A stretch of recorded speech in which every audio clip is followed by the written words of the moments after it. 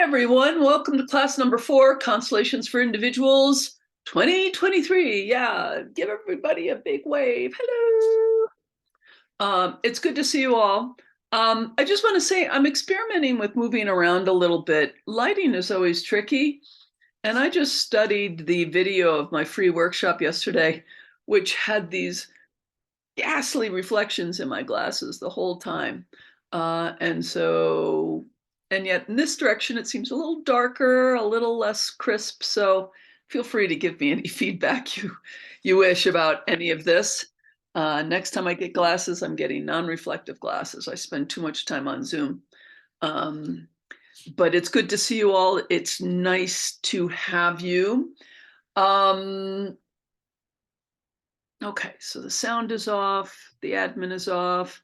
Greg didn't notice, which is awesome. I wonder if on the recording you might notice it more. It would be interesting to check. Let's just start with a little opening meditation, as we sometimes do, and then I'm going to ask you some questions, not ask you, ask if you have some questions and some shares. So this is on the theme of belonging and the innocence and guilt we can carry as part of our belonging. So take a moment and just find yourself, settle yourself in.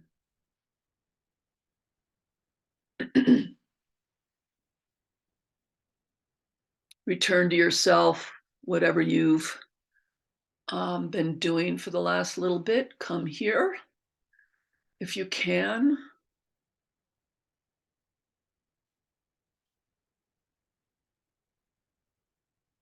Notice yourself, your breath, your heart.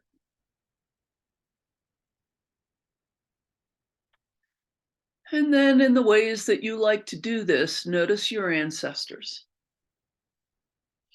Again, I often like to notice them kind of up on a hillside with the parents at the bottom, and then behind them their grandparents, and then another line and another line until the rows get very wide, kind of a living family tree.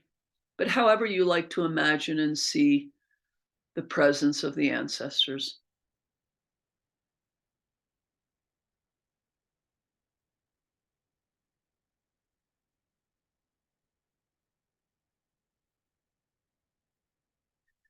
And given what row you're focusing in on, but also more importantly, the specific nature of your lineages and what parts of the world they come from,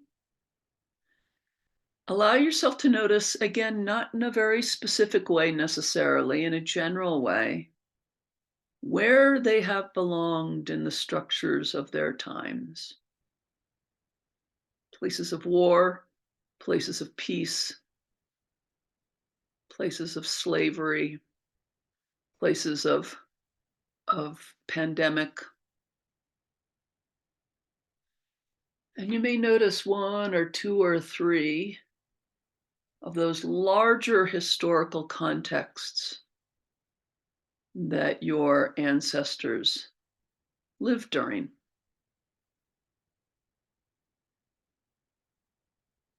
Without changing it, without judging it, just to say, oh, they lived then in those times with those influences.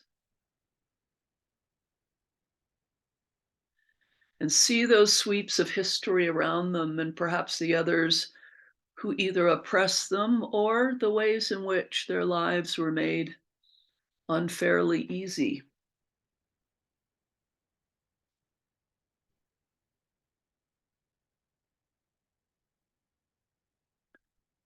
And for a moment, notice not their innocence at a moral level, not talking about that, but the innocence of their belonging to the groups and places they lived in.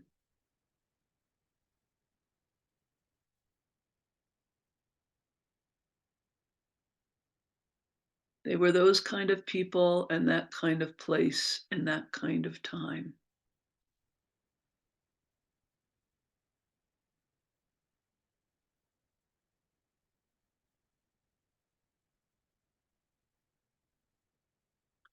And then expand your awareness behind those specific contexts to the level of all of humanity or maybe even the cosmos.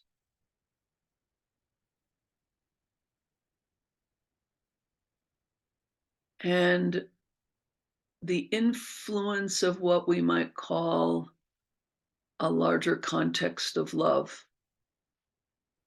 and justice that they are also part of, whether they know it or not, and how that might influence their belonging to their current specific historical moment. Just notice that.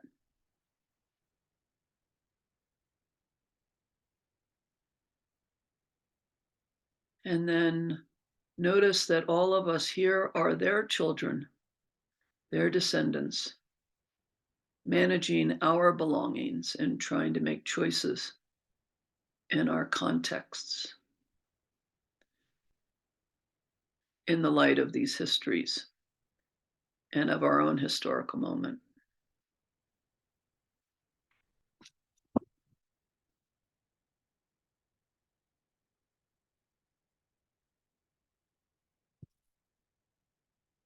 And in any way that's touched your heart, let that land in you and come on back.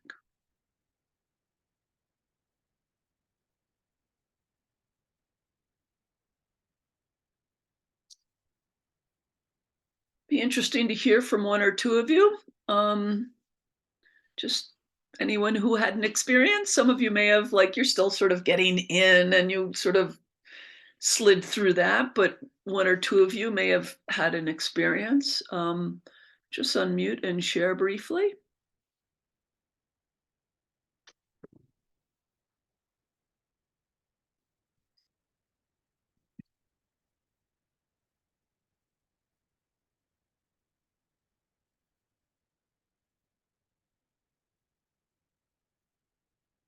Anything you noticed about that or something that was tricky or useful?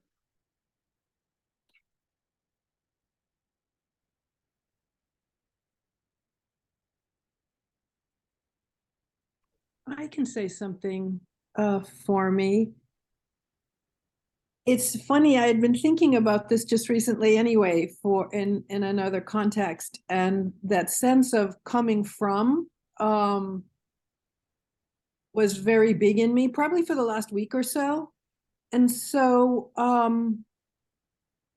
and I honor this work for that. Anytime I work in this, something like that happens, that it becomes more aware within me. But I have a piece of jewelry from my great great grandmother that my grandmother gave me when she was alive, and I know my family to come from a very rural part of Sicily, on my mother's side, my maternal people. And they worked the land very much, is what they did. And they were quite in the area of not wealthy, not exactly poor, but not wealthy, and worked the land. And I see that strain come through my entire family. Everybody in my family does something around that working land. Um, but the other piece was pretty observant for me, was how far we've also come from that, and the sense of coming from the grace of them. And that I always feel that in my whatever I do as my dot on the family line. And it always ripples down and up. And so that sense of the grace, the grace of how I'm able to be who I am is from there. Lovely. It's a nice way to put it. I like that word grace. It's very non-specific, but it has a vibration that's kind of wonderful. It's Yeah. pretty profound, and the grace comes through a lot of things, including food or fabric or even education. Uh-huh. They were not my way relatives were not educated, and Uh-huh. so it was big to be educated, and it finally got to a point where it was in the family. So I honor those things. Excellent. Thank you, CJ. Appreciate that. Thank you for sharing. Oh, so I hope that that meditation landed in all of you in your own ways as well. There's something very important, and as facilitators, about standing in some respect to these larger historical uh, events, waves, streams that impact people, that are bigger than people, and imprint on them.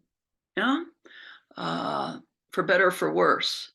And be aware of that when we're dealing often with the very specific particularities of families, right, and their relationships, the larger sweeps of history that surround us. Opening it up a little bit, questions about constellations in the mind. If any of you did some of that work in the last week, or with yourself or with someone else, had questions, miracle cures, wonderful train wrecks. I love this approach. I hate this approach. Um, or other questions, but what's coming up for you now?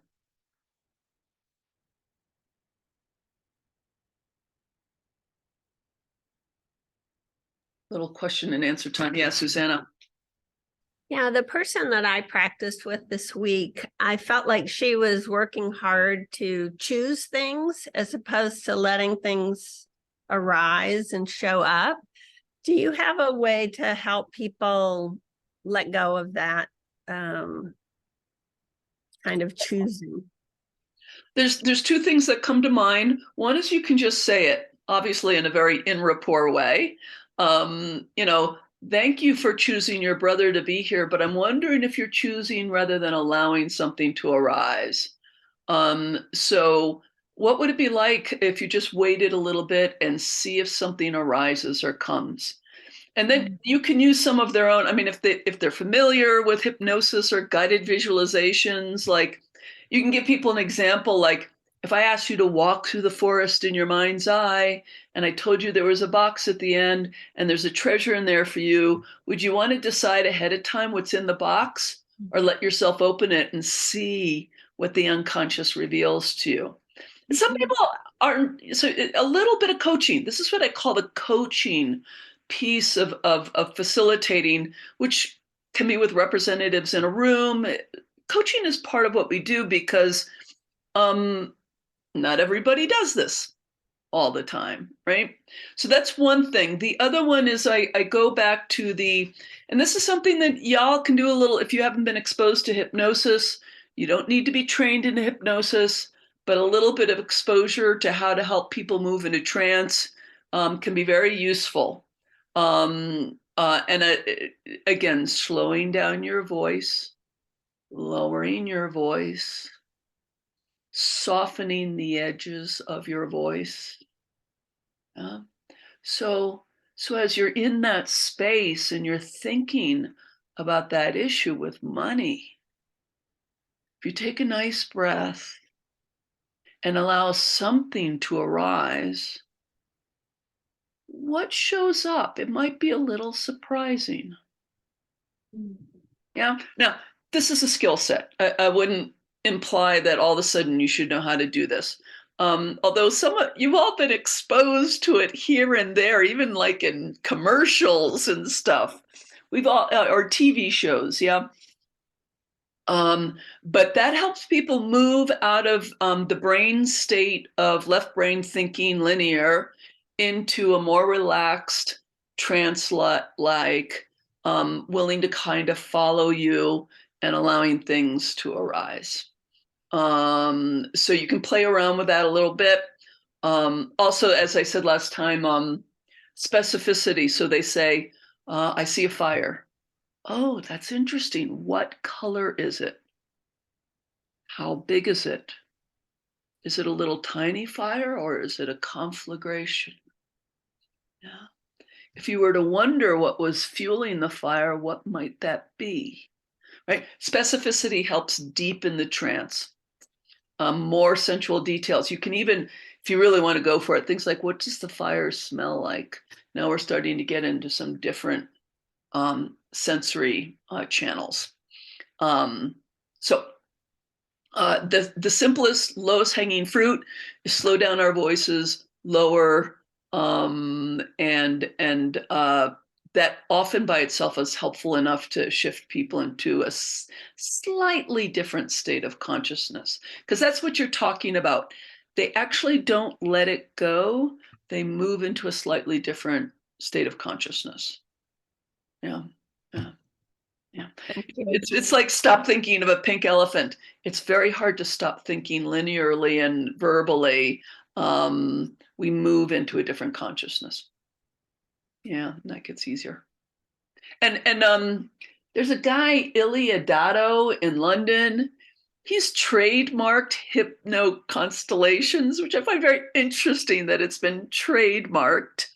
But it acknowledges that using hypnotic languaging is something that even in a group, I will sometimes talk to representatives in mildly hypnotic tones, or to the group. Or if everyone's getting a little out there and trancy, I might clip my voice and move a little faster to help bring them a little bit back more to now, helping a group state of consciousness shift. This is a big topic, but if you're all interested, getting a little course in hypnosis is not a bad thing to think about. There are a lot of them out there. Thank you. Great question, Susanna. And the main thing I want to note for you, Susanna, is that you noticed it. Right? You went, I don't think this is field information. Right? And I want to give you 5 stars for that. That's really important that we notice this, even if we're working with a representative, right? We notice that we're not getting information from the field. So congratulations on noticing that. Thank you. Yeah. Yeah. Other questions or nice moments with clients, or, oh my God, it just fell off a cliff and went all wrong. I say this because this is part of the practice. It's not what any of us hope for, but if we're going to be vulnerable in this space, sometimes it doesn't go as well as we might like. Yeah, Sarah. This is about I haven't caught up with the mind one yet. So this is about a different one. Is it all right to talk about that? Yeah, I was standing on papers, but it was my son. So it was quite interesting because I wanted to practice on somebody and he was here and he was open to it. Fair But it enough. was quite interesting to facilitate somebody in my family system like that. Interesting as in maybe kind of difficult. Well, it was okay because it was just like a thing about it was just a thing about what did he say? It was to do with wanting things to go faster in his life and not take so long. And so, so it was, and there was nobody who came in who was a particular person apart from him. So yeah, it was just a little like he was just doing it for me kind of thing. And There's my practice. We can't do this kind of thing, particularly if the stakes are a little low, like you described. Yeah. No. A relationship with the person is more or less positive, right? Mothers and sons, there can be all kinds of stuff in there, right? Oh yeah. First of all, mom. Secondly, you're gonna way down, you're gonna be his practitioner, right? Yeah. Orders of role in the life of the other person. And yeah, we can crack open things a little bit and help people see a structure. If we were dealing with something with a lot more weight, and something maybe we even have a little bit of opinion about, it gets way trickier. That's the for out. It was quite light. It was. Oh, that's nice. Awesome. Well done, Rochelle. Yeah, I ran a workshop for people in transition, kind of life direction, and this proved to be very valuable, doing a mini constellation about kind of helping bring out that. And the they really liked it, and it kind of brought up some things that thinking of things in different ways, and it was really valuable. Awesome. Well done. Yeah. I mean, we can bring this to all kinds of things we're chewing on in our lives. And it doesn't all have to be about the big resolution and the discovery of the uncle who drowned when he was 4, that sort of thing. Just cracking open the system a little bit for people. And then they see things from a new angle, right? And this is what we all need. We're all stuck in our groove. Yeah.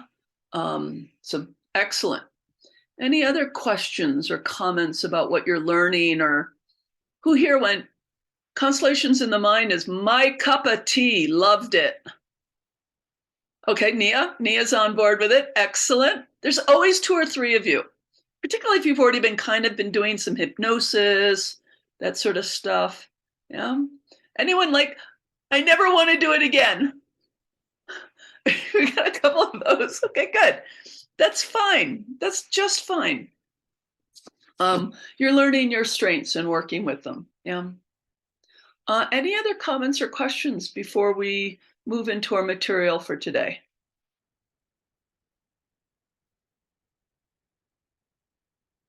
I have a comment. Yeah, go for it, Nicola. It's more an observation, I guess. I noticed that after each of the classes, even though what I've wanted to do, and I've been very clear with my intention to very specifically practice working with what we have done in the previous week, when I end up working with a client or a friend or a colleague, I end up sort of mixing and matching in the moment. So that's just really fascinating for me, even though, because I'm very clear, I know that I mix and match in my practice anyway, but it's like what I wanted to do was say, okay, let's just make sure to stick to this particular methodology and use this. And although I would mostly do that, I still ended up incorporating other elements. And it seems, yeah, that was just an interesting observation. Yeah, it's going to be tricky for those of you who already have some facility in the work to stick to, the one approach you've been invited to practice. We all know there's some worth in that. I remember after many, many, many, many years of horseback riding, I had a lesson with my trainer and she made me just perfect the walk. And I'm like, because I've been doing jumping and all kinds of stuff for years. And it kind of drove me nuts, but I knew why she was doing it. I understood. We need to go back to the fundamentals every once in a while and just sort of make ourselves. And when we're with a client, we do have a little bit of, I want to stay in the moment. I want to be in service to them. And bring what's best. So sometimes if you really want to, if you're feeling like I really got to practice this figurines, then find someone who's not paying you and say ahead of time, I'm going to use figurines with you. And unless it's extremely painful for you, in which case, of course, let me know. That's what I'm going to do. And otherwise, obviously, you want to be in service to your clients. And that's why my teacher had me do that, is I just rest into what I kind of already do, right? And at the end of that, I had a whole new appreciation for the walk. That's for sure. An hour of that. So did my poor horse. Okay, so let's do our new topic for today, shall we? Yeah. So our topic today it's a little shift in gears. And for some of you, it's a little bit like Constellations in the Mind. Some of you are going to really, really like this. A large number of you are not going to like this at all. I just let you know this ahead of time. I want to do a little review, which for some of you may be new, on interviewing. For those of you who feel very solid about your interviewing, hopefully this gives you some new little tips and insights. It's really brief. I spend whole days on skills around interviewing. And then that's going to flow quite naturally into our next technique, which is called systemic coaching, which is Jan Jakob Stam calls it systemic work without the constellation. Okay. So for some of you, this is going to drive you bonkers because you're here to do constellations. However, this is a tool you want in your quiver, and I will get to that. An arrow you want in your quiver or a tool in your toolbox. Don't mix up your metaphors there, Leslie. This is basically about the conversation or the interaction with a client. Yeah. And how that serves the systemic inquiry and healing that we're up to. Okay, so.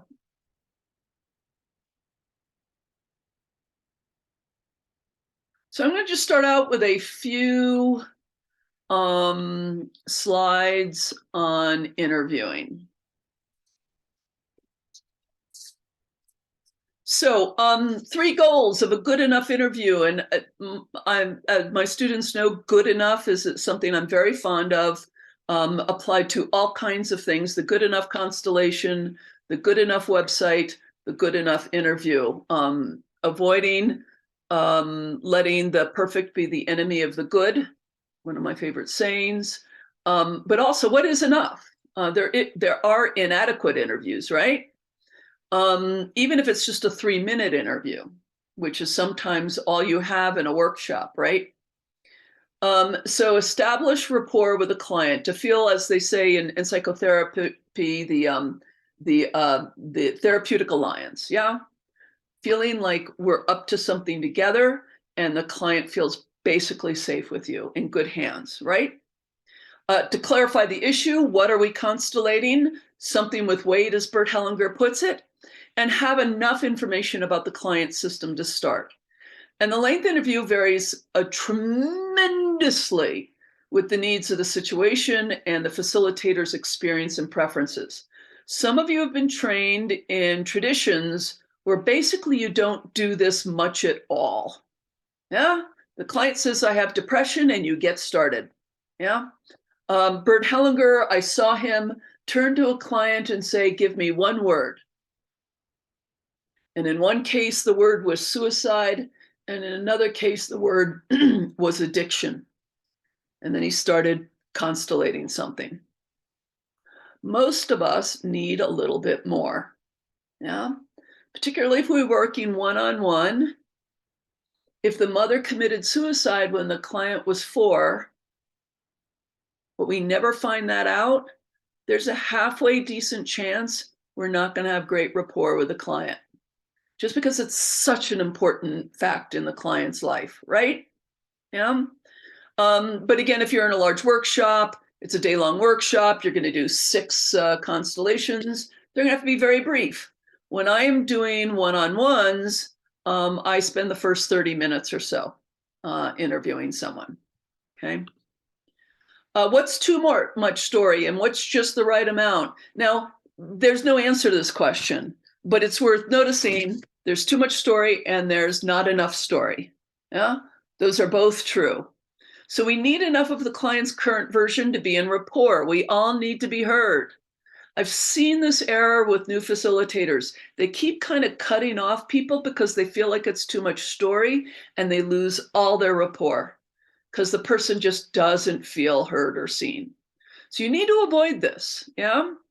However, not so much that we get bogged down in the old version. Client is looking for a new story that constellations can provide. That's what healing is.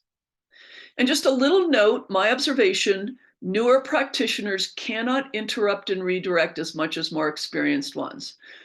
Just your confidence in your mastery and your experience, you have more weight. I mean, just think of the weight that Bert Hellinger had and how fierce he could be with people. And they would go, oh, okay. Most of us can't do that because we don't have that degree of experience and weight. Yeah.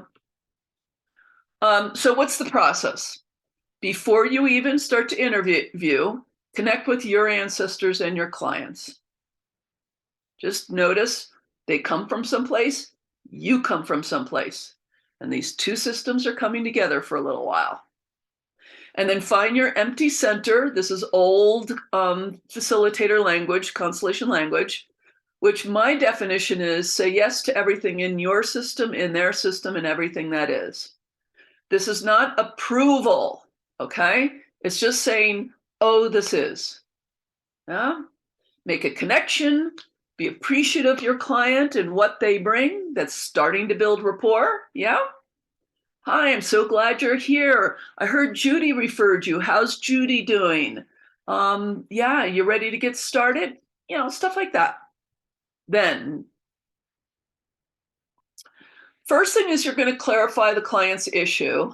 This is something I could go on for days about. This can require a fair bit of skill. The issue can be presented immediately, clearly, or it can be vague or veiled. In the first case, you can kind of carry on. If it's vague or veiled or doesn't feel like it's what they really want, you may need to keep asking questions. Yeah. Interview questions are itself a beautiful art and skill. There's a few models for this that you can look up. Motivational interviewing, clean questioning, NLP's outcome frame. There are models for how to ask really potent questions that help people, that actually create change just by being asked. And so those are worth getting a little, and most coaching certifications will have their own model for this as well. Yeah. Hellinger says to seek an issue with weight and seriousness and enough information about the problem's context to understand it adequately. Sometimes you don't need to know much. Sometimes, if it's a conflict with the family and the inheritance and the land, you may actually need some details to even get what's going on. Yeah. Then the system interview, what's usually the family tree interview. Yeah. Basic family tree and ancestral history, what can be called a genogram. Any other systems that may be important, like if you're talking about a business, you need to know a little bit about the system of the business. And then what you're on the lookout for, and this is the real shift from psychodynamic thinking. It's not so much, I have poor self-esteem because my father criticized me, which is the kind of perspective our clients come preloaded with, the way our culture tends to think about this stuff. Yeah. We are looking for major ancestral and personal traumas, things that clobbered individuals and systems and families. Yeah. This is a short list: war, suicide, tragic deaths, abuse, betrayals, immigration, genocide, colonization. The whole family died in the house fire. These kinds of things. Yeah. Again, clients will tend to say, yeah, mom was really unhappy because she never got to finish college. As if that's kind of the story we need to examine. We know that there's a larger frame, yeah, for that. Or even if someone says, yeah, I'm traumatized because my father was an alcoholic, we know that the alcoholism is secondary to something else. It is, of course, traumatizing on its own merits, but it doesn't just blossom by itself. It's got a larger context. Again, if you have 30 or 45 minutes, this could be quite a thorough and you're drawing a picture sort of thing. Or if you turn to a client in a group, you may just have 5 or 10 minutes at most. You cannot do a lengthy interview in front of the whole group. You will bore them. Yeah. When you are done enough, what do you suspect the entanglement might be? That is, yeah, the issue the client has presented. What ancestral trunk does it seem to be in loyalty to? Yeah. And based on that, choose a few elements that you suspect are relevant and begin. Okay. That is all I want to say about interviewing for now. Interviewing does really run into the systemic coaching, but I'll have a contrived pause and just see if there are any questions. For those of you who are going, oh my goodness, that was fast, it was. This is not a full Constellation training. There's, as all of you know, there's a lot more I could say about interviewing. But any questions or comments about that?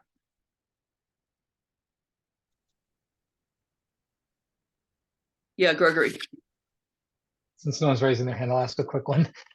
There were a couple times in those slides where you mentioned an issue with weight and seriousness. It came up a couple times. So I just wanted to be clear, like, yeah, I've worked with someone who, like, when someone seems like they're just curious about something, they say that curiosity is not enough to bring a constellation. Is that sort of a general understanding among Yeah. experienced facilitators? And I assume if someone showed up and they phrased it as a mere curiosity, I'm curious about what happened with grandma when she moved from Ireland, right? That kind of thing. I'm presupposing there's actually something of weight underneath there, right? Okay. What it is though, and the person hasn't revealed it yet either. So there's NLP outcome frame has some good questions.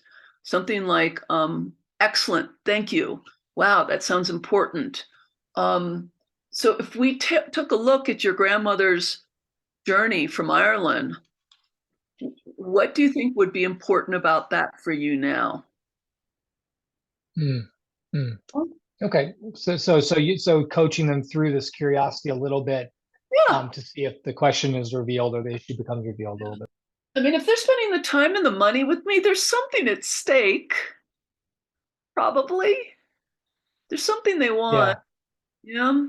That's more Well, important. sometimes I know some Bert Hellinger like work. He seems to like shut down people sometimes. Like, no, you're not ready, or you're not. You know. Our, our dear founder, you are not ready for a Get constellation. out of here. Leave the field. We're not going to do that. We are not going to do that. Okay, cool. Yeah. Particularly if it's a one-on-one, right? Someone showing up. Yeah. So again, this is just I might say a little bit more about this in our last session, but there's so much to imitate in our dear founders model and way of doing this work. And there are other things that are not so much, not because it's fundamentally bad. Some of it you may have your clinical questions about, but because it's a guy of huge experience and weight functioning in a really different context where the culture, I mean, when I went to Mexico City and saw him and Sophie Hellinger working, no one came up on the stage in secondary emotions. It just didn't happen. That's culture formation, right? I can't expect that at my gatherings. I just can't, right? People are going to come with lots of different ways of being present. Yeah. Yeah, that kind of fierceness, I wouldn't invite us to imitate. Yeah. But there's a lot of creative questioning. When I think about your grandmother coming from Ireland, I step into a lot of grief. How does that feel for you when I say that? Oh yeah, there's a lot of sadness in my family. Huh, tell me more about that. Yeah. That kind of thing. Yes, people will often come with issues. The sort of classic one is, hi, facilitator, help me. I have no income, no work, no anything. I'm in debt up to my eyeballs. Help me get $1 billion. Right? And you sit there and go, kill me now. Just end it, right? But there's something important in there. And for whatever reason, their local culture, often there's certain kind of subcultures where having a lot of money means you fixed your life. Yeah. That has shaped that. So I go, thank you. Wow, that seems really important. And if we could arrange to get you $1 billion, which is kind of a big stretch for right now, given the context, but if we could arrange for that, what will having that do for you? Oh, my father would finally respect me. Oh. Or then I'd stop being terrified about what tomorrow's going to bring. Oh. Yeah. So this is where these questions come in very handy. In NLP, there's a notion called pace, pace, lead. So start out with appreciating that request or desire, pace it, match it. Yeah. And then you lead. Yeah. Yeah. And then you'll find out, like, no, I just want $1 billion. I don't know why I want $1 billion. Then it means you need to come back and pay some more. You led too far too fast. Yeah. Rapport can be really tricky business with some people. Yeah. But we kind of need it to do any scary healing work, because healing work is always about leaving our map. It's going to, here there be dragons. Yeah. So we can't have people too freaked out. Well, another way that they put it in trauma-informed work is people in dysregulation don't learn. Think about the 5-year-old boy whose parents are going through a divorce, and he goes to school and he can't learn. Can't. Yeah. So we need to find some way to stay in rapport, even if it drives us a little nutty. Yeah. Yeah. Find the way in. Yeah. And some people make that really hard. I just want to say up front, for some people, a lot of people on kind of borderline spectrum, rapport is itself dangerous. And so they have excellent jujitsu at fending you off. All I can say is that it can get tricky with certain subsets of people. Yeah. That's a whole nother topic. Okay. I'm going to move into systemic coaching now. Just going to be about as long as the last one. So here's a couple of references. Once again, I'm going to send you these slides so you'll have these handy. What is systemic coaching? It's systemic work without the constellation, and still includes inquiry into the system's orders of love and any distortions, inquiry to the elements of the system and their relationships, and new information that comes from inquiring with the knowing field. I really want to underline the third bullet right now, because the first two can lead this to being quite talky and intellectual, which, by the way, it's not in itself a bad thing. Our intellect is there for a good reason, yeah? But there is actually an aspect to this inquiry, which is a form of representational perception. It's listening to the client and taking our capacity to sense the knowing field, step into the field with the client. Yeah. So I just modeled that in the scenario I created with the person who has the curiosity about the grandmother who traveled from Ireland. Yeah. And I said, wow, when I step into that, I feel a lot of grief. You can be doing that in these interactions. Yeah. And letting it guide you. So someone's talking about the rage in their family life, and you can say, wow, I'm stepping into that, and I'm really surprised by the terror I'm feeling. Does that resonate with you? Right? That kind of thing. Why do coaching rather than an actual physical constellation with representations of some kind? It could be most appropriate for the context.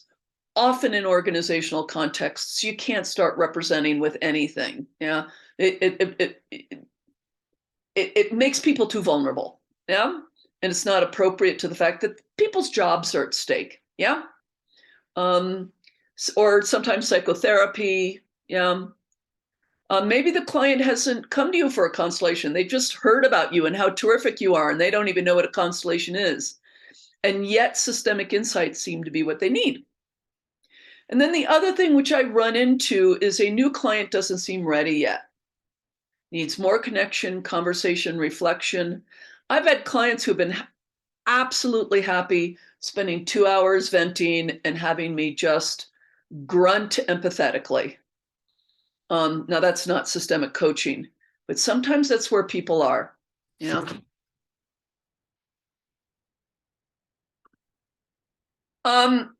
It can be combined with a constellation. And as I've mentioned, this is the advantage of a one-on-one constellation over a group constellation. You have the opportunity to pause and be more conversational. Yeah. This gets back to, I think, Nicola saying she kind of mixes it up. You can mix this in. And it's already present if you're doing any kind of interview.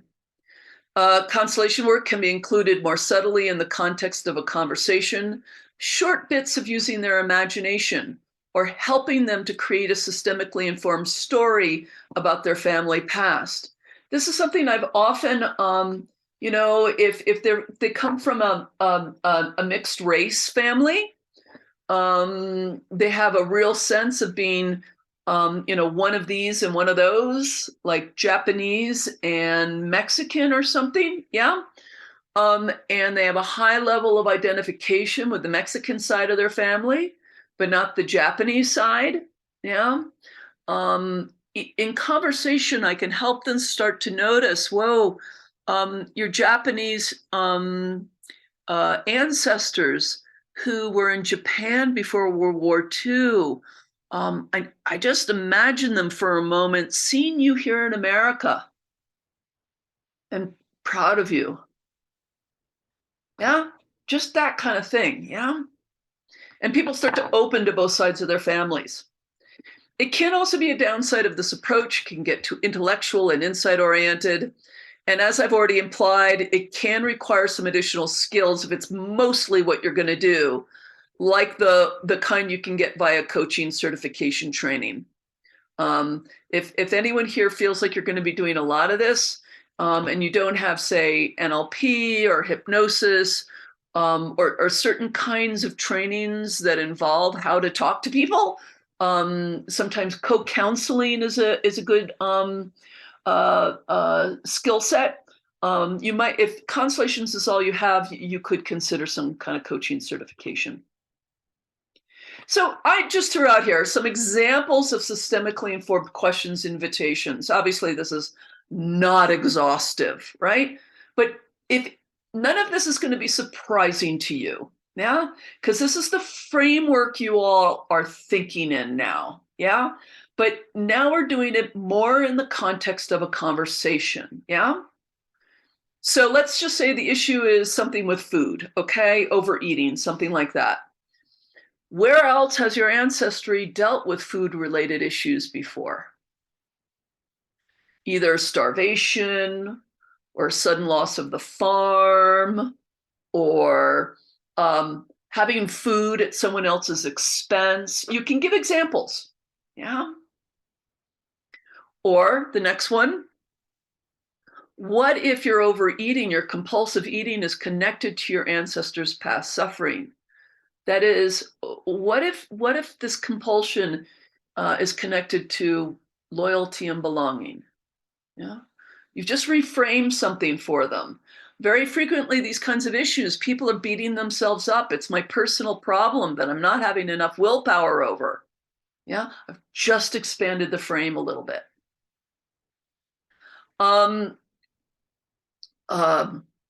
Let's say that someone comes to you with a conflict with their boss, okay? And they're really having a hard time at their workplace. What other traumatic events impacted the organization that you work for? What is the history of the organization? Yeah. Try saying to them, to the client, thank you for my life. What's that like? I'm sorry, never mind. You say to the client, try saying to your ancestors, thank you for my life. What's it like when you do that? Or you ask them, what might it be like to bow before what took place before you and leave it with them? Yeah. So you're kind of, again, I use the pink elephant example. When I tell you don't think of a pink elephant, you can't help it. It's a form of mind control, right? I've made the words to translate them. You've got to make a picture of a pink elephant. So even saying these words, even if on the conscious level they resist them, I'm not going to bow to that. They've got a picture in their mind's eye now. Yeah. Okay, so these are just examples.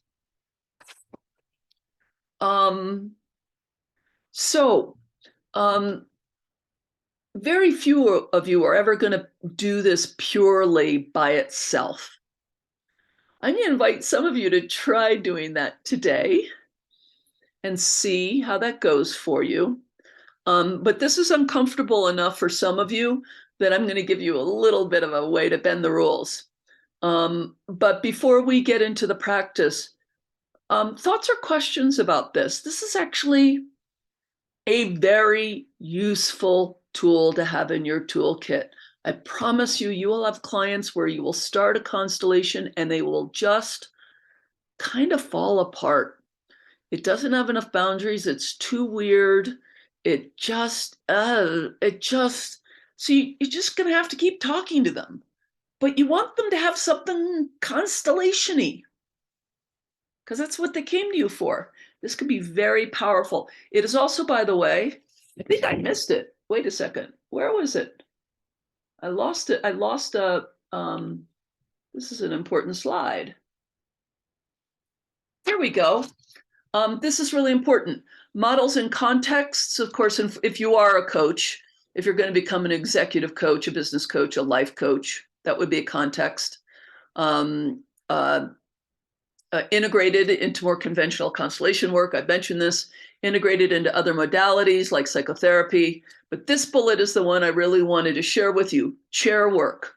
Any of you have ever worked with Stefan Hausner, Jane Peterson? If you've watched Bert Hellinger's videos, you've seen a time when a client comes up expecting a constellation and all they get is a 10 or 15-minute interaction in the chair.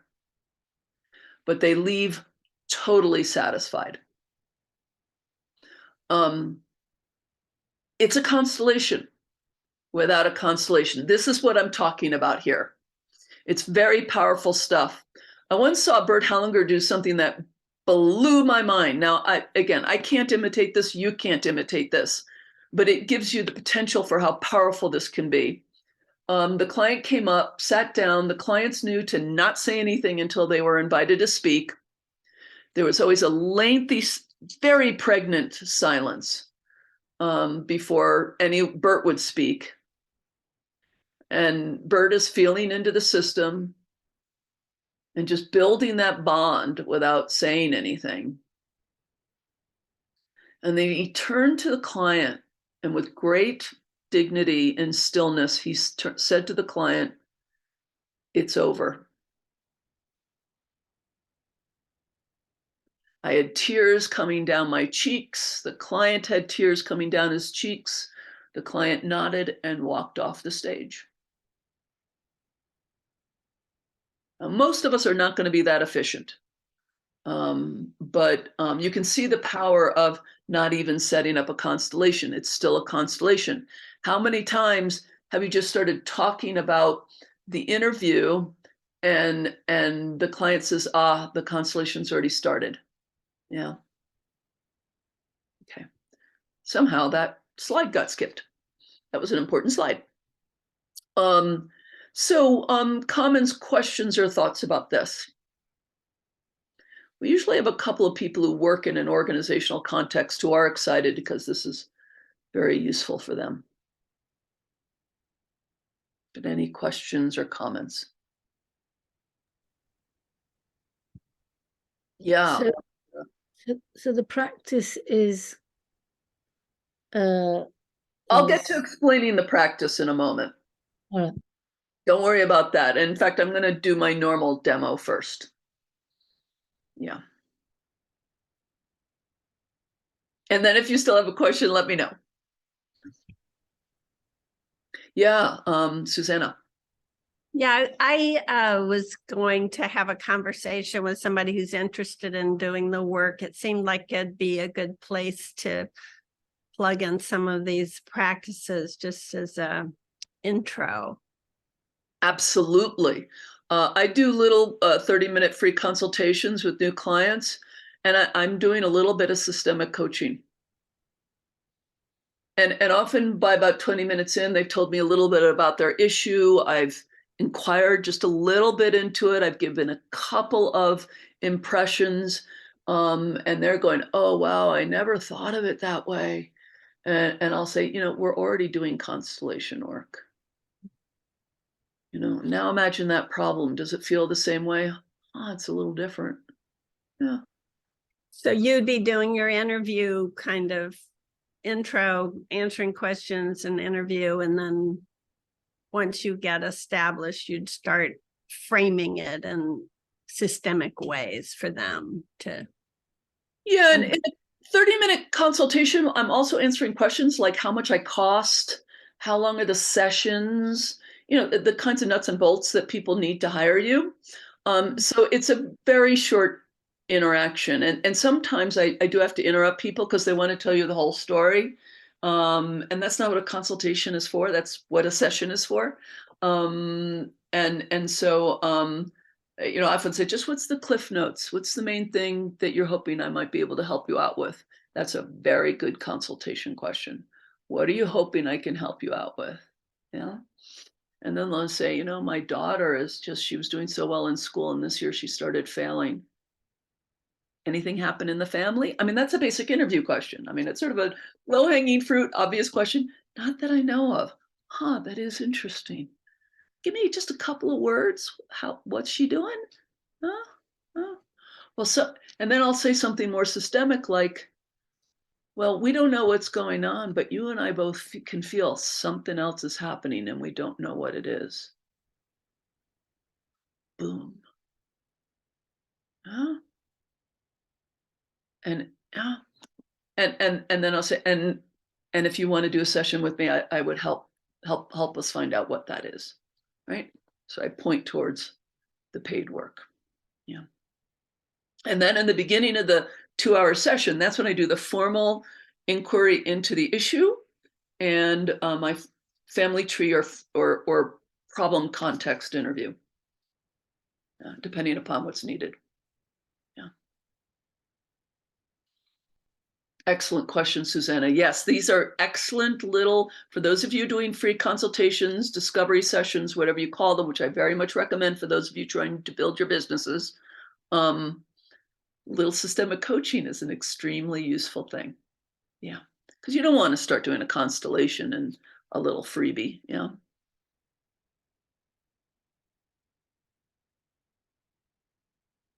Other questions or comments about this?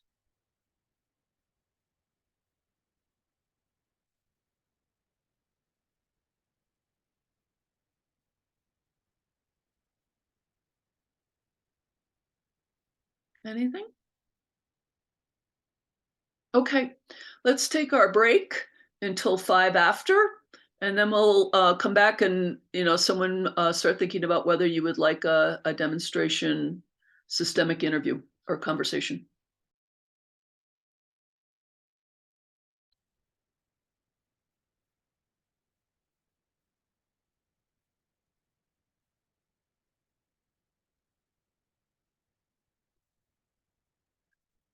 Hey, welcome back, everybody.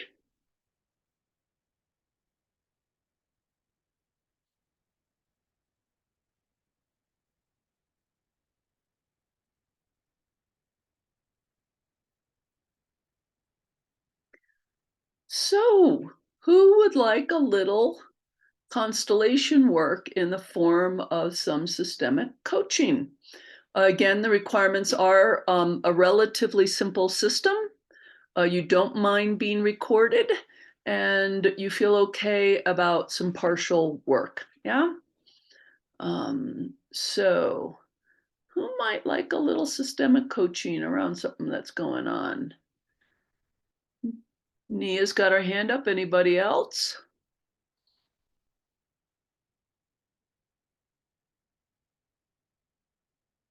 Okay, Nia, you're it. You win. No need to choose numbers today. Okay, so let's spotlight us.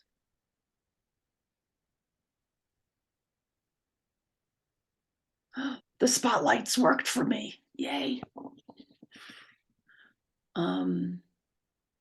So Nia, hi. Hello. What would you like to do a little coaching around? What's going on? I would like to disentangle from a sticky client. Okay. And what is the just to be like, do you want to not be their practitioner or Yes. okay. And I would also like them to just not contact me for any reason. Okay. And also feel better about that, because I'm kind of beating myself up that that's the decision that I've come to. Yeah, I mean, I hear the sort of not feeling good about that, and also the anger, like maybe somewhere in between those two ends of the spectrum. Yeah, because every once in a while we do have clients that are not the right fit for us, and sometimes we don't notice it until a little down the road, or we ignore our intuition for a little too long, or something like that. Yeah. And just like, obviously not the whole story, but like, you've been seeing them for 5 years, you've been seeing them for 5 days, you have an ongoing package with them, you feel like you have to conclude. Just what's the situation? We actually haven't done paid work together yet. This is someone I have offered actually 2 introductory brief sessions with and/or interviews, and they've yet to hire me and yet keep contacting me. Okay. Yeah. This has been going on for 4 or 5 months. Okay. My inner business coach wants to come out, Nia. Nia happens to know I have a side gig coaching people around their constellation businesses. And in response to that, what have your actions been? Just so I know what she's responding to. Yeah. I have asked her to make it clear if she's reaching out to book a session or if she's reaching out to express frustration or resentment, which are really big themes for her. And when she comes back with, I just want your support and I want to be connected to your personal community, I tell her that I'm not available for that. Okay. And then what happens? She goes silent for several weeks until starting the cycle again. Okay.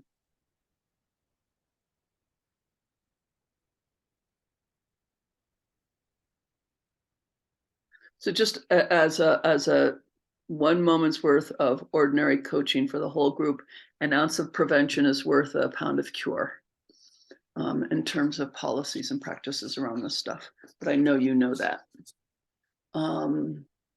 So where my curiosity goes systemically is what keeps bringing her back after it sounds like you've been kind of clear about what you do and you don't do.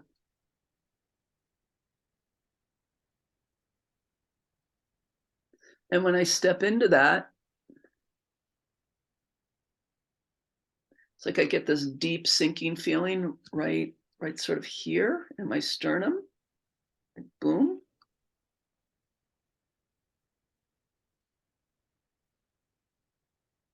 When I get curious about, and I don't know what that means yet, other than it's discomfort. That's about all I can say about it. When I share my curiosity about what keeps bringing her back, what happens in you? The first is that I recognize that this has happened before with Okay. other clients. That sounds familiar. Okay. Yes. And the second is my own curiosity about the same thing. Okay. That question, what is this? Okay.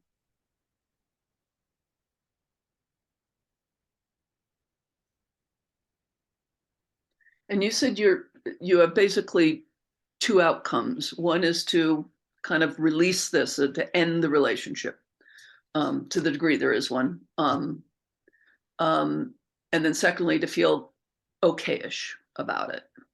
Yeah. Not over resentful, not over self-accusatory. Just sort of the normal level of discomfort we feel sometimes when we cross paths with some clients who are not comfortable for us. Okay. Anything else that was important about what you would like from this? Or about this is a better way to put it, because this is a short interaction. Systemically speaking, I'd like for this cycle that seems to be on repeat to not Yeah. happen. Yeah. So when I step into her, this is not what I feel, but when I step on it from your side of this dyad, what I get is, I said no. What about no? Do you not understand? Or something coming at you, which sometimes people do. They're attracted to us. They're drawn to us. And you do a polite version of pushing away. And that only seems to create more movement towards you. And that starts to feel a little yucky in my body. Now, of course, I doubt that's the way she's thinking about it, right? But from your side, that's what I feel. Does that feel true? Yes. Okay. And then I get this old sentence in my head, and it's not a critique. It's just sort of one of those F equals MA equals MC squared kind of formulaic things. What we resist persists. There's something about the push that generates more draw. Mm. Like those old finger handcuffs, where the more you pulled, the more you were stuck.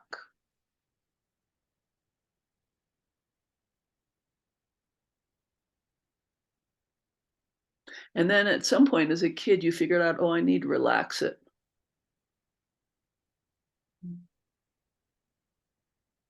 What happens in you when I say that? I relax, my body relaxes, and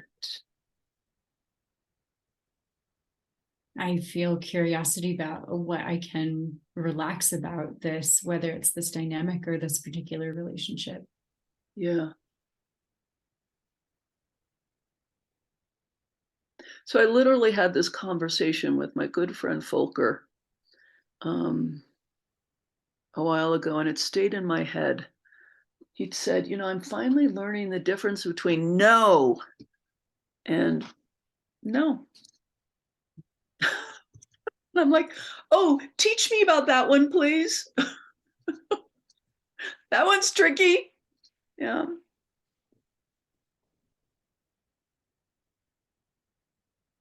And sometimes I feel like I get it, and sometimes I don't. Yeah.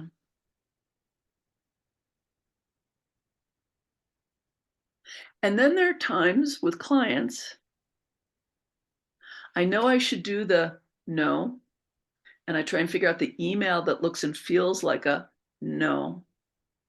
But behind there, there's still a no. Yeah. Yeah. Because I know how it's supposed to read, right? I know. Yeah. And you still have something else going on.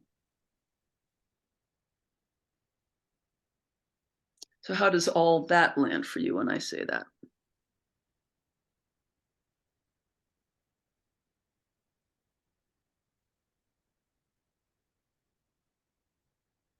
I feel a little defensive. Yeah. Yeah. I felt that. Yeah.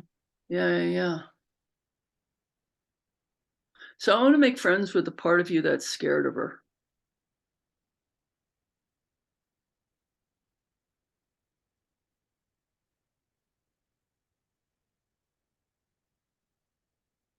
That her behavior is a little scary. Mm. Mm.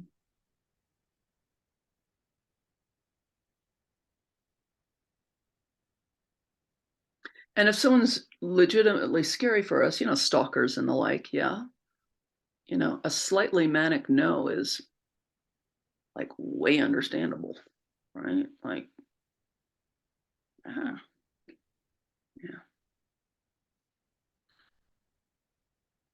So what happens when me and you, we get friendly with the part of you that's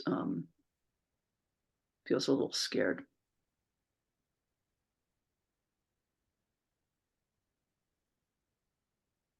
That kind of wants to say, what's her first name? or Renee. first letter, whatever you want to say. Renee. Renee. I'm scared.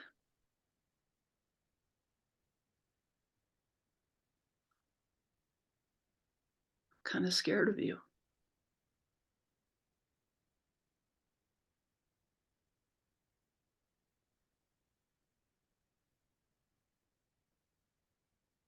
Mm.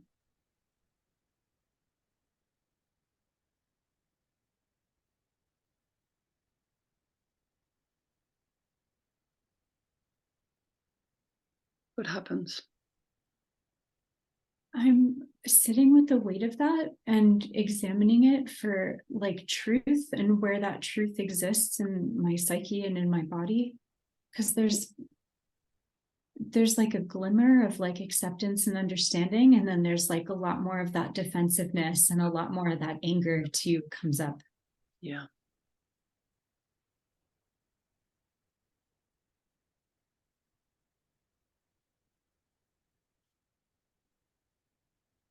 Like, and even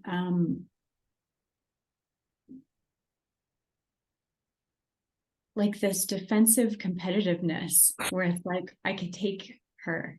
Oh, that's really interesting. And then what? What would happen then? I would win. And what is that? What is winning? um, I mean, is it continuing to work with her as a client and you're really effective with her, or she goes away, or no, yeah. She goes away and I stopping the constant social media engagement and the texting and the roundabout ways of declining my services, but still wanting access to me. yeah. So can I say something very straightforward? Yes. You get boundaries as a practitioner.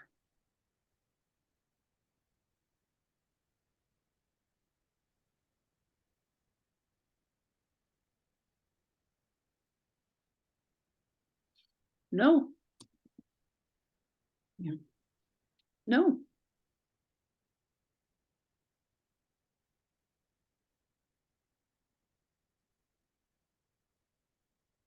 Now, I want to name for everybody here as well as for Nia, the trickiness of managing those boundaries when bills need to be paid, right? Yeah. When we're not yet at a place in our income where it feels easy to say no, just at the level of the bill paying side of things, much less the guilt about not helping everybody, right? Right, which is another layer.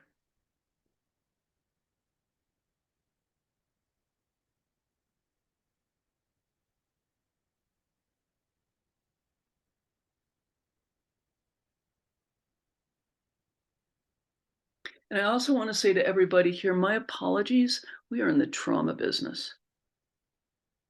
What that means, when people are injured by trauma, they don't know all how to play well with others. That's part of the consequences of trauma. Their attachment injuries, their whatever. And so part of our commitment is to be dealing with people who don't always know how to treat us respectfully and well. It's not an excuse. It's just, it is like someone saying, you know, I'm in the construction business. I don't know why I have to deal with concrete all the time. And I'm like, kind of comes with it. Kind of comes with it. Yeah. So it makes, this is the other thing I want to say to everybody, and I know Nia's heard me say this, that's what makes this work extraordinarily vulnerable. And I want to honor the bravery of everybody here who decides to do it.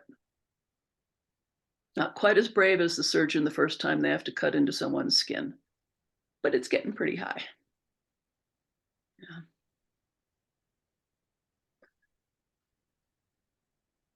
So Nia, I know you have the bravery and you have the vulnerability.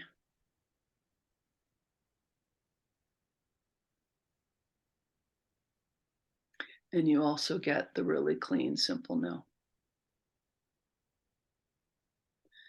And then you and I might bow to the situations in your life where a clean, simple no did not stop something from happening that shouldn't have happened.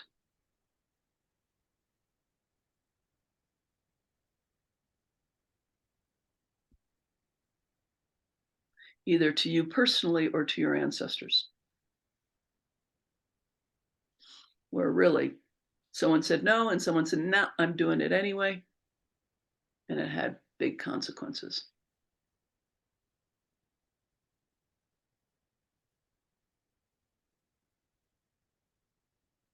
And I and everyone here just bows to those trauma resonances that are still in your system and that maybe are the sort of tab A into the slot B thing with your client who goes, oh, here's a place where I can do this because she's got the other side of this trauma pattern. Not at a conscious level, obviously. But that returns you to your question of why does this keep happening? Why does this keep happening? I don't want this to keep happening.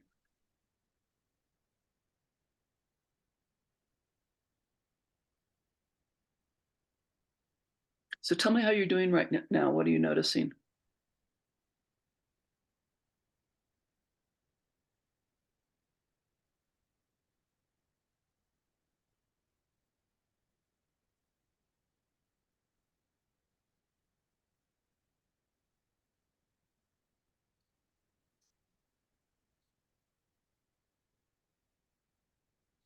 I'm asking my anger to simplify itself.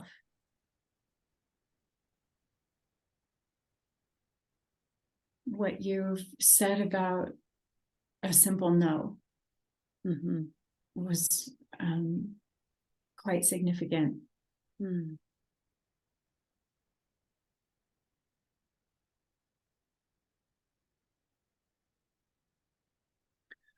So can you say to your younger self and to your ancestors who may have had this experience, I honor that your no was not respected. And it should have been.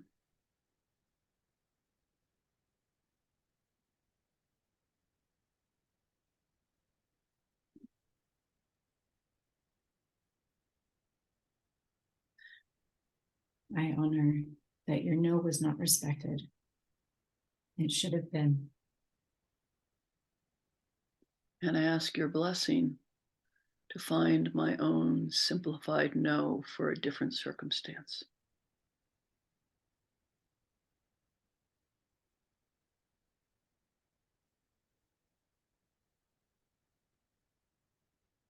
And I ask your blessing to find my own simplified no under different circumstances. And then you might hear them say, of course.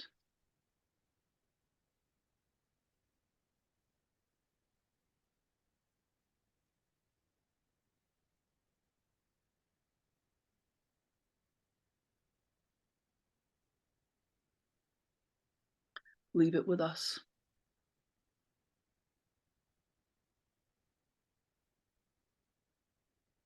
And we bless your no's, as well as your yeses. Yeah, you need both. Coolest simple no is actually sort of propelled by a lovely yes to something, yeah?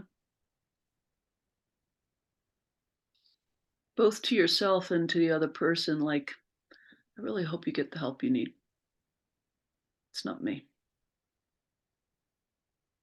Yeah. Yeah. What are you noticing right now?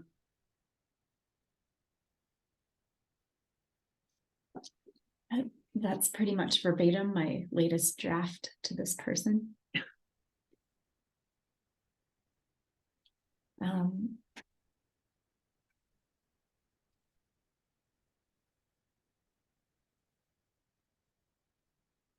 the anchor has morphed into something, and I don't know how to name it yet, but I'm grateful for that.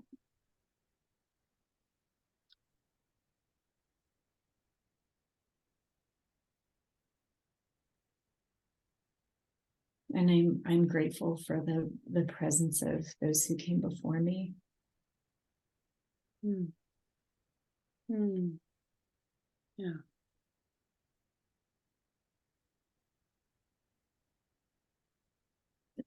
And to feel where they are now versus where they were once.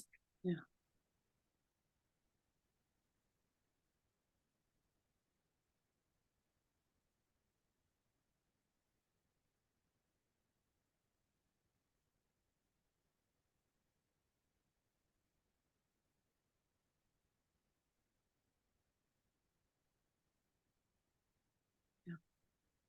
I'll leave that with you. Thank you for the vulnerability there, Nia. And I know that you just did a whole lot of work for a lot of practitioners here who wrestle with a lot of the same issues in their own ways. Yeah. Okay. I'm going to unspotlight us. Okay.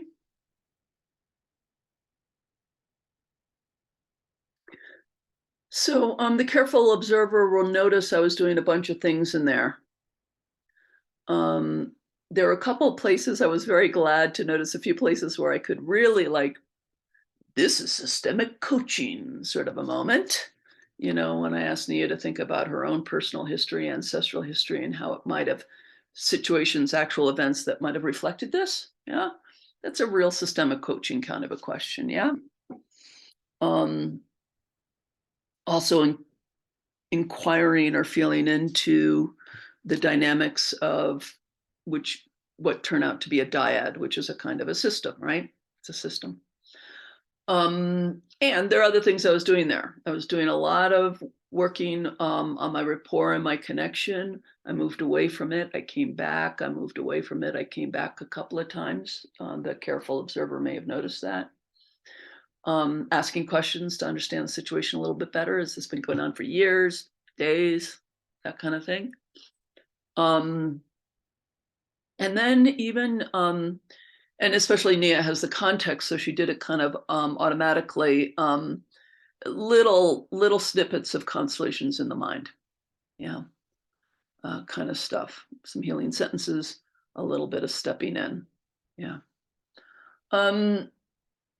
This, in many ways, even more than the other formats, is it's a very ad lib. Yeah. And for those of you who have other modalities, I don't know, EFT or other kinds of things, I could see you bringing them in as well. Yeah. So here is the this is going to need a little bit more explanation to get back to Sarah's question before.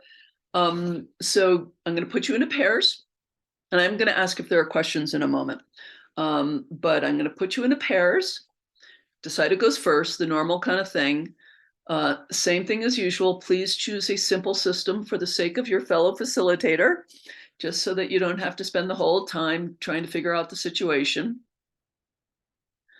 Your mindset is a little bit like I'm interviewing here. I'm trying to understand. Tell me more about the depression. How do you depression? What is that like? What kind of thoughts go through your mind when you're having depression? Whatever the thing that they're working on. If it's an actual situation like the one we just had, you may need to understand the situation a little bit better. And then asking questions like, again, where in your personal life or in your ancestral life, because of course, family constellation's special sauce is the cross-generational inquiry. Has this shown up before? Yeah, anything like this, or the opposite of it, right? That kind of thing. Bring in family constellation frameworks as you hear them implicitly in what the two of you are talking about. So someone says something, and then you can hear it from a systemic point of view. Yeah. Some of you are going to take to this very easily. For others, this may feel confusing. So Lean on what will support you. If you feel like you really want to stick to coaching, then do that.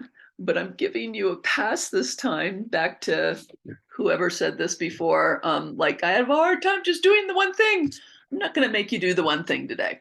If it would support you staying in something fluid, and you need to bring in a couple of figurines or something in the mind's eye, or step into something for a moment, that's fine. I don't want this to feel too awkward. So lean into what will help you stay in some fluid movement. And then I just want to say, try to have a systemically informed conversation. Many of you have skills in other conversational modalities. Okay. You may use them a little bit, but try not to just make it become an NLP interaction, yeah, or a psychotherapeutic, psychodynamic interaction, or a whatever your thing is. Okay, try and do constellations here. And if you need to turn to your client and say, "Give me a second. I don't think I'm thinking systemically. I just need to feel your system for a sec. Give me a minute." Then find yourself again, find your ancestors, and then see if, oh, I haven't asked about the brother at all. I bet he's important, huh? And allow something to come through. So any questions about any of this before I put you into pairs? And I will ask who doesn't want to do this in a moment, but before I ask that question, I just want to ask questions about this process that I'm inviting you into. This is worth being a little uncomfortable with and giving a try.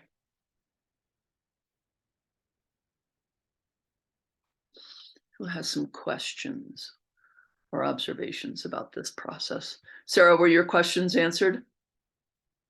Yes, good.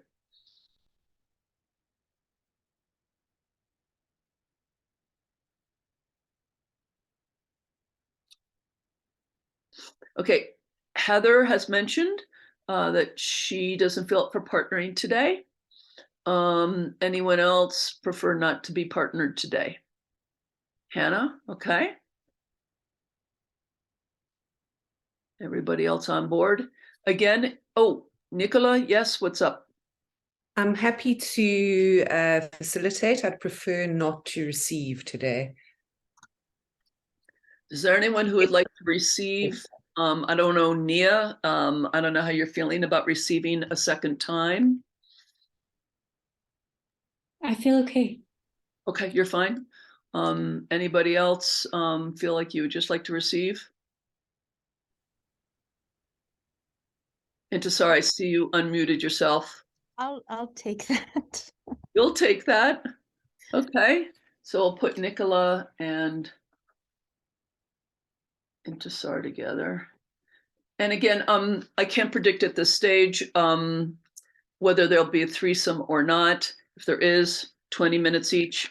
And again, I will avoid anyone who's been in a threesome already. Okay, give me a minute. So Heather and Hannah were the only two who did not want to? Yes, okay. Or are unable to, or whatever the situation is.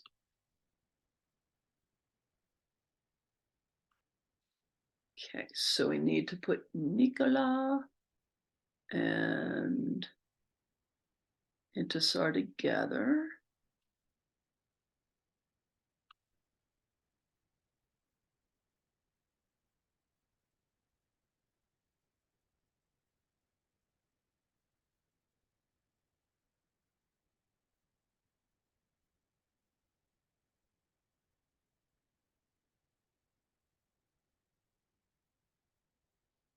And then y'all need to give me 1 minute.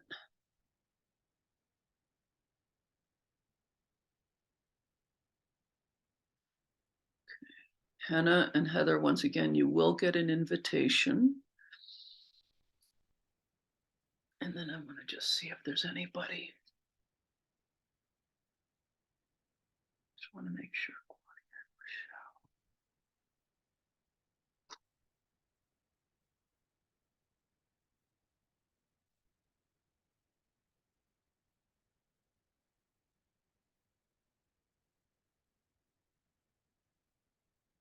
Okay, I think I've got it. So again, you're going to get 60 minutes. There are no groups of 3. And do call me if you need any help. Again, I will be visiting, fly on the wall. Feel free to ignore me.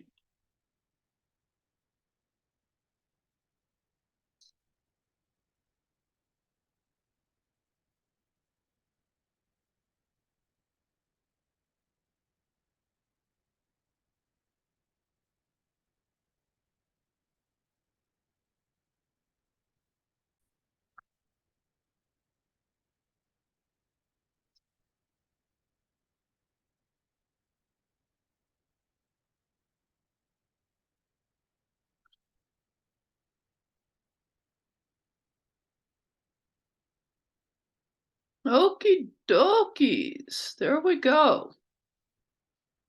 So, because there's no better time to do this, I just share with you some upcoming opportunities. You can cut and paste that or click on the links. For any of you who are looking for more time hanging out in Constellations, I have my event that I do every 2 to 3 weeks, just $10 to come and witness and represent, happening on Thursday. Also, my big training coming up in the fall. So that's there for you to peruse at your own pace. But thank you everybody for diving into that. I was checking in with y'all, and I just really want to honor that you all just kind of went in there and splashed around a little bit and trying to figure out how to maintain a systemic constellation without representatives. Yeah. Shares, miracle cures, amazing insights, big learning train wrecks, questions. Yeah, Intisar. I think where can I start? I think I'm amazed at how much continues to reveal itself after having so much already revealed itself. I'm always like, whoa, okay, another. Nicola was really wonderful, and I could visually see how system is meeting system and what it's bringing for me at this moment. So it was really a lot of extremely helpful insight. Yeah. Lovely. I'm so glad. And my quip is that the minute you get enlightenment, you realize all the things you're still ignorant of, and you immediately stop being enlightened. So yeah, there are always more layers. We're never done. So give up and start living is part of the lesson. Don't wait for the arrival point. Yeah, other shares or questions? Yeah, Tim. Yeah, I got to work with Sarah, and she just did such a wonderful job of taking kind of a current situation and then helping connect me to my own sort of lineage and my family system, and to notice the maybe the commitment that I've had as part of my own family, and it just allowed me to open up and see my situation so much more, not just clearly, but just with more ease, to notice which part of this was my commitment, and in that way, actually, how what's going on doesn't really matter. It was just this wonderful ability in noticing this connection, to just let go of the things that are present, and to just be kind of joyful of how I can show up. So thank you. Beautifully said. I think Constellations emotional states have lots of different manifestations, but one of them is just turning the knob down on the drama, and letting us have a simpler response to what's going on, and in the end more effective.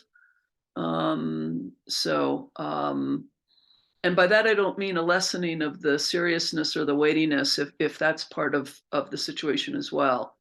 And in fact, often it increases the dignity and the weight of it. But yeah, that can be often quite a relief. Yeah. Thank you, Tim. Others, shares, questions? I'll just say briefly, I was working with CJ and I just had a great, just to plug how great this was for me. It was a wonderful hour. I felt like I got so much out of what she offered and how she served me. And in serving her, I also felt it was interesting. Just I got a lot from that. Like sometimes when I do it, I feel a little bit wrapped up in myself, and I was really getting. It felt I was getting like filled. It was really beautiful. And then I had one point where I was sensing this relationship between something we were doing, and I got a little flustered because I was like, I knew there was some connection, and I couldn't. And it was kind of interesting because I felt a little struggle, and I let it go, and I found what it was. But it was kind of interesting to see that arise, and that's to be expected, I guess, sometimes. But Yeah. The information doesn't always come along conveniently ordered, right? Yeah, it was like right there, and I was like, this is really important. Yeah. I don't know what it is right now. I mean, there are ways to honor the wonderful richness of what's showing up that may not be timed quite right. Just to say, there's something important here, but I don't know what it is. I hope it comes back when I can give it more attention. Or whatever is appropriate to that moment. The Healing Sentences workshop, which you were at, Gregory, yesterday, I think you were the one who said "not yet" is a really powerful healing sentence. Or when you're ready. These little sentences that have to do about timing and to acknowledge not that there's time when fruit is ripe and time when it isn't. Yeah, I like that. I feel that opens up.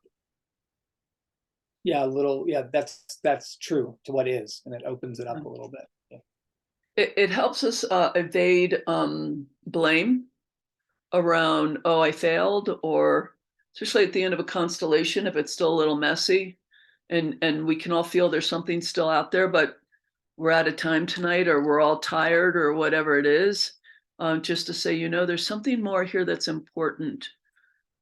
And we're not going to see it tonight, but let's all for a moment notice that it's important.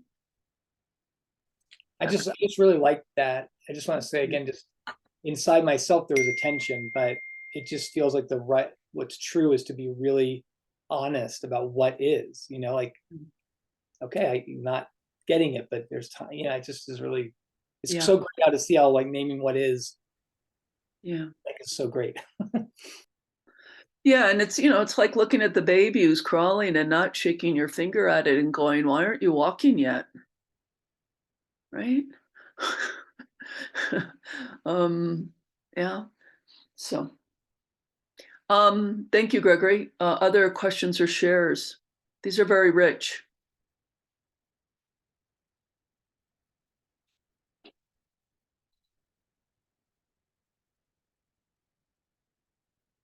Miracle cures, interesting stumbles.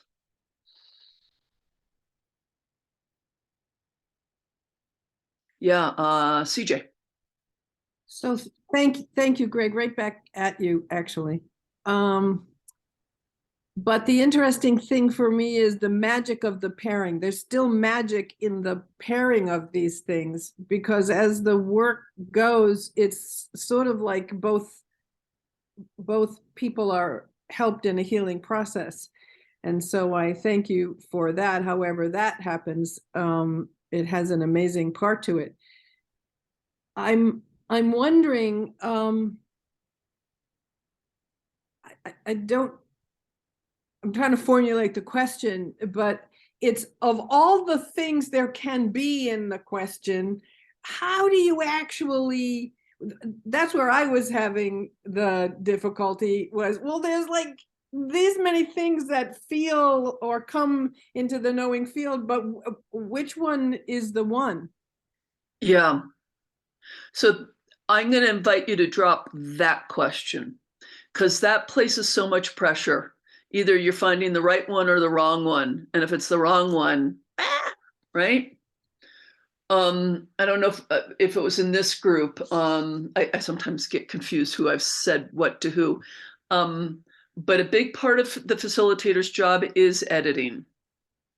The only complete system is the whole universe, right? And so do we deal with the family of origin? Do we deal with the grandparents? Do we deal with the US Revolutionary War? You know, what level feels present and pregnant? If we include the, as I often say to clients, if we try to do everything, we'll end up doing nothing. Mm-hmm. Yeah. So the best that we can do is listen and feel and inquire and then try something, or choose a subset to place our attention on if it feels like lots of things are coming in. And with, you know, if you look at, if you know, have the brother and the uncle and the Holocaust and nature all sort of knocking on the door, sort of there's a sense of nature and Holocaust, I invite, you know, I see you, but not right now. Brother and uncle, come on in.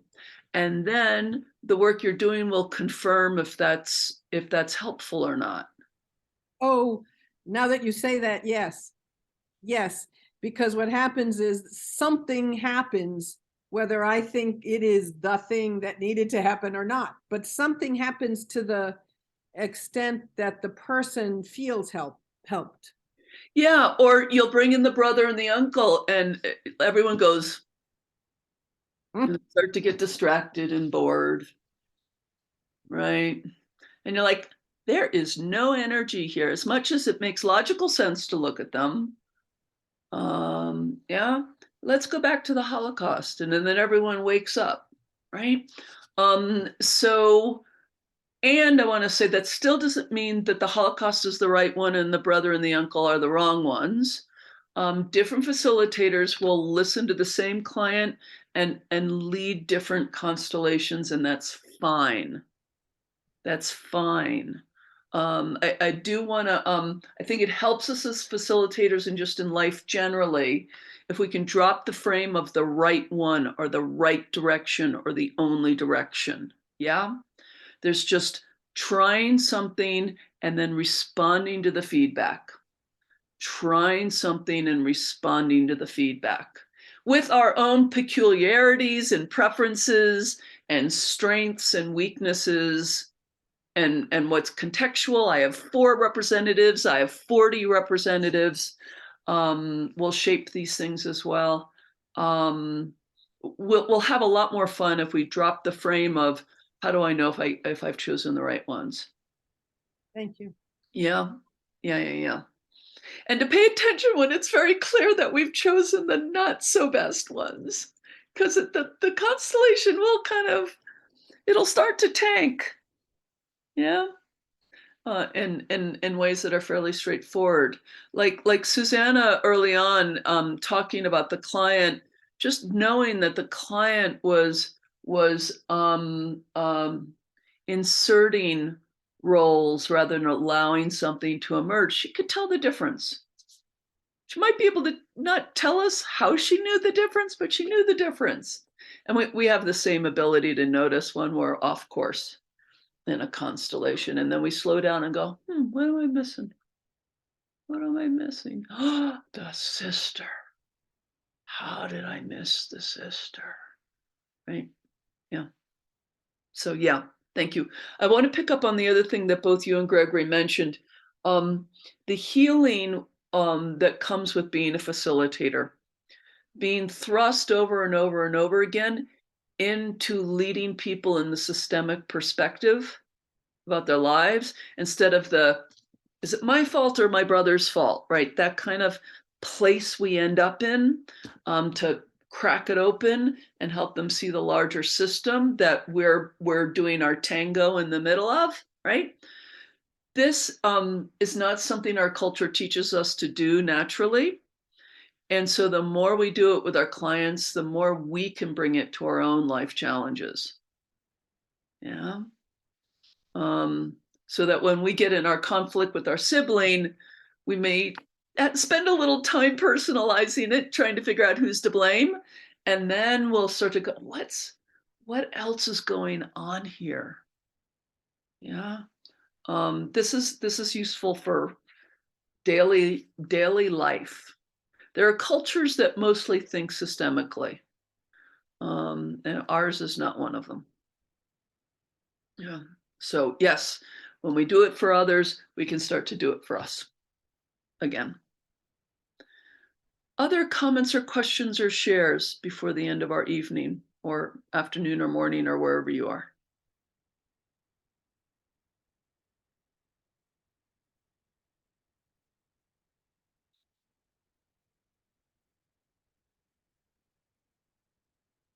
Who here went, ooh, this is a really good tool in my toolkit.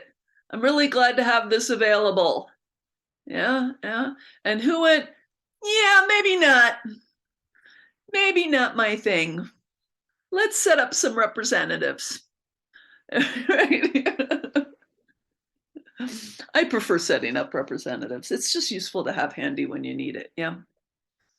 Okay, my friends, so take a moment. We've been together 3 hours. We started out by connecting with these larger historical contexts that we and our ancestors belong to.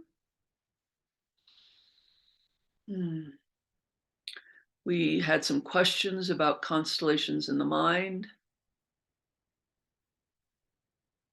We learned more about interviewing, being in rapport, seeking an issue with weight, how to get information.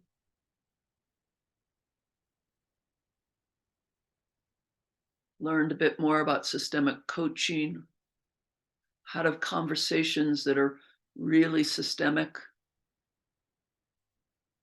And then you just had the experience that you had with someone else. Or if you took a break, you did that.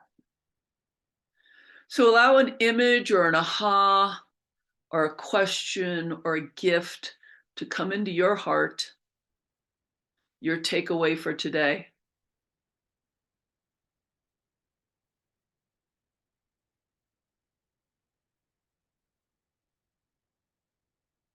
And when you feel like you have that, please turn it into a sentence,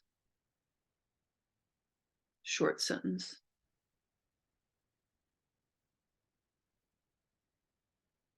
And then popcorn style, just share your takeaway, your gift. Unmute and just share it in no particular order, if you would like. I see more. You are loved. I really like systemic coaching.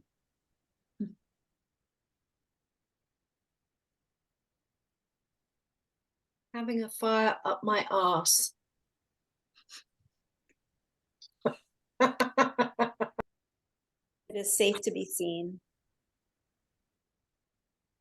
I am my mother's daughter.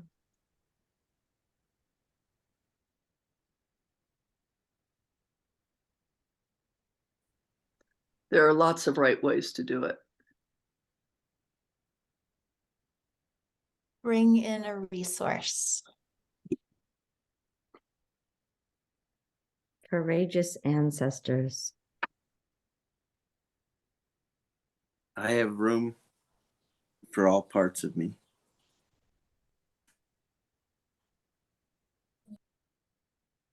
Honoring my truth.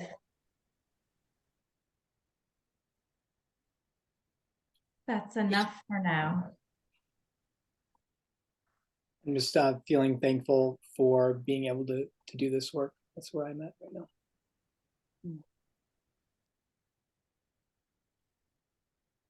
Repeating things, but doing them differently this time around.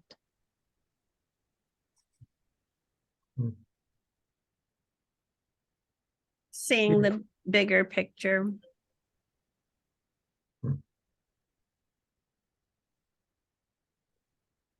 Feeling the love and commitment that's been passed down through my ancestors.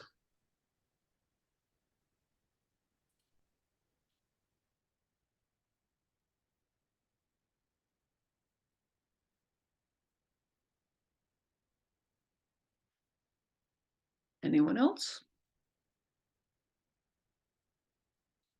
Okay, you know your homework. See if you can find someone to do a little bit more coaching with. If you see clients, this might be something you kind of put into the space, yeah, with somebody, or you just call up a friend and say, I know you got problems and I need to practice this thing called systemic coaching. Would it be okay? Yeah. You can actually do it with yourself. There are times when I kind of sit down and instead of having the usual sort of useless dialogue in my head about something that's bothering me, I slow down to ask myself these kinds of systemic questions. Yeah, you can write it out or just do it in your head. So you can do it by yourself if for some reason you feel like doing it with someone else is not something you're going to be able to pull off. So find an opportunity to practice this and come back with your experiences and questions. Until then, thank you so much for being here again. Next week is our last week. I know someone went, what? It goes very quickly. So go ahead and unmute. Let's have our messy goodbye. Bye, everyone. Bye. Bye, Bye, everyone. everybody. Thank Bye. you. Thank you. Good night. Night.